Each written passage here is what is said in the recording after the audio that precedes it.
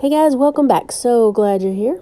Today we're going to make this little watermelon slice. We're going to add some stuff to it down the road, but not just yet. What I did want to do today though is talk Dollar Tree mesh.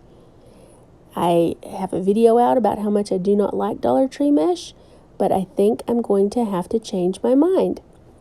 There were some points that I brought out in that video about what I didn't like about them, and it seems like they've changed all of it. So I kind of think, if they'll just listen to me, I can take them really far. I'll make them rich and famous. So I was walking down that aisle and I saw this and thought, well, that looks nice and clean. And one of my complaints was the fact that they didn't heat seal the mesh and they just wrapped it in some crinkly plastic and stuck the ends in. But now they've actually heat sealed this, which not only makes it look better, but it keeps it from getting all wonky. We've talked about that. So here you can see it looks nice, crisp. So their packaging game has definitely been updated or upgraded. The other thing is I always complained about the edges. They were not very tightly wound and they poked out on the sides. Like the threads came out past where it was supposed to be the edge. So if you have questions about that, you can watch that other video on Dollar Tree mesh deal or dud. But before I was going to get it, I told them I'm going to open up a package and see. And let me tell you, it was not wonky, as I say. It was crisp. It wasn't floppy. I mean, I was just really impressed. And here again, I'll show you the edges are nice and clean, just like real mesh. So yeah, I was impressed. So I think I have to change my mind. If this continues, this could be a one-off situation. But if they've really upped their game to this level, I'm going to reconsider Dollar Tree mesh. The real test, of course, is making a project. So I was going to make this little watermelon slice with some other mesh, like a 10-inch, like I did the bunting for Memorial Weekend. But I thought, let's just give it a try with this.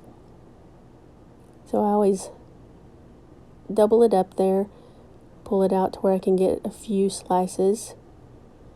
And I was cutting these at 8 inches, and I ended up cutting 2 rolls of each color. So I got 45 8-inch sections. And then I used 2 sections in one bundle, so I ended up with 22.5 bundles. But we'll get into all that, and that information will also be in the description.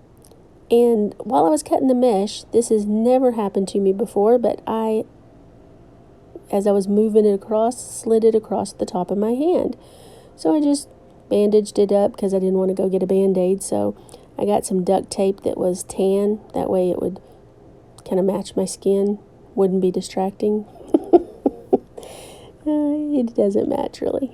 Anyway, I cut the pipe cleaners into thirds, so roughly 4 inches a piece, because the mesh is not very thick, so it's not going to take much as far as pipe cleaners. And then give them a bend. That way you can just grab them, roll it up real tight. You can clip it. Some of them I didn't clip.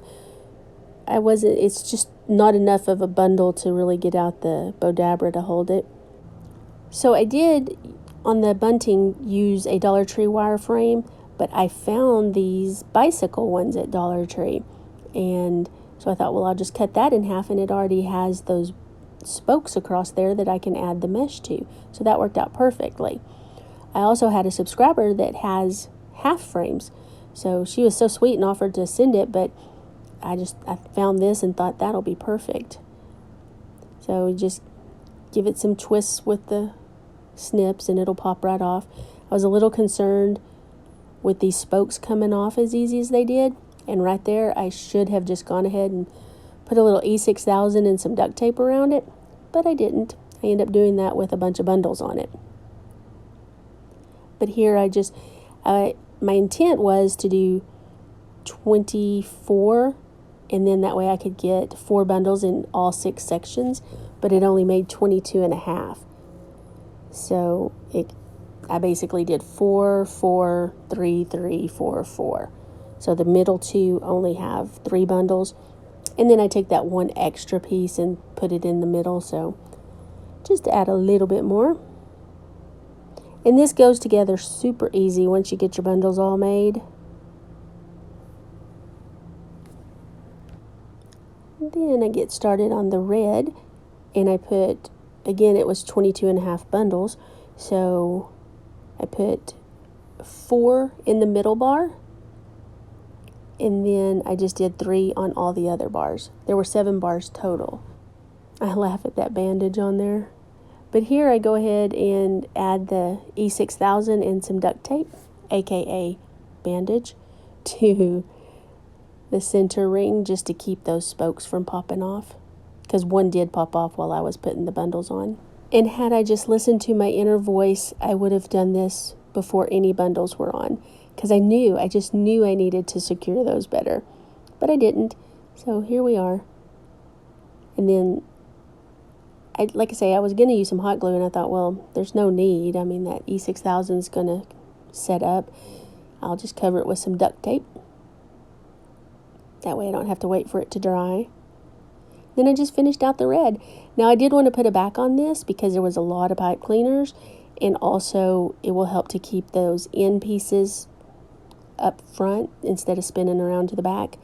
So I just cut out some red felt, use the other side of other half of that frame as kind of a template, and then just cleaned up those edges with my rotary cutter, even though I was not happy with my rotary cutter because it cut me, but I think that was more my fault. But yeah, just cleaned up those edges, and then before I put that on, I wanted to add a hanger, so I just attached another pipe cleaner. And then I wanted to go ahead and put some glue just to keep it in place until I got the backing on. And rather than just put a whole ton of glue on there, I just thought I'll start in sections. So I'd get the top done. Be sure and keep your hanger out.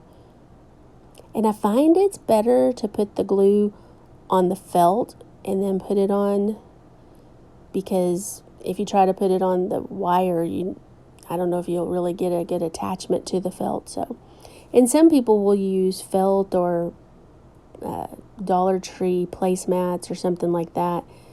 And then they'll use zip ties or pipe cleaners to attach it.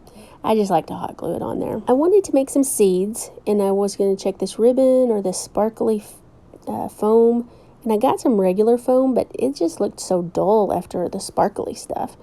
So I just cut it in little strips and then cut out some seeds. And I will tell you that this wreath is not complete because I want to put a sign on there and maybe even a bow, but I didn't have any watermelon ribbon, and I'm going to make the sign, so I didn't want this video to be too long, so I'll do that in another video. But I just free-handed some seeds, and then I tried to see, do I want seeds or do I want the ribbon? And I did not like the ribbon. It just didn't give that effect of a seed. So I ended up going with seeds and cut out more of those. And they're sticky. The foam was sticky. So I just added a little bit of E6000 on each side and then just tried to make sure it grabbed some of the mesh. And then the seeds you can put on anyway. I think the pointy side always goes towards the center, so I tried to make it do that, but I did them randomly. You could put them in specific places, make it more of a pattern. If you get a chance, go over to DIYDion.com and do some shopping. I'm always adding new things, and I probably only have 10% of the stuff I'm going to ultimately have on there. But there's some fun stuff. I just put up some new metal wreath signs that say home, family, love, and blessed. So go check that out. Otherwise, we are done. Thank you so much for watching, and we will catch you on the next one.